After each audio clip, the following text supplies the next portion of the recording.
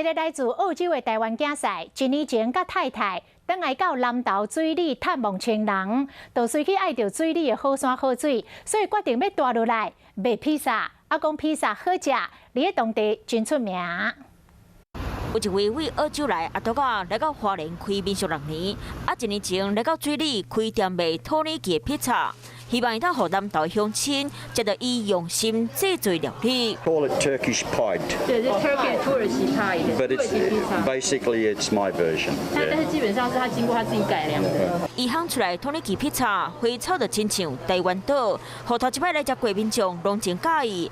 餐厅的装潢嘛是伊设计，生意做年外，头家娘蔡家平真感谢水里乡亲拢会来到捧场。希望营造一种社区的感觉，然后让大家有个地方可以喝下午茶啦，或者聊天聚会的地方。即马这间餐厅的菜色也无算济，不过头家煞强在地咧改变，所以这土耳其披萨食起来到底有无啥共款？欢迎民众来试食看卖。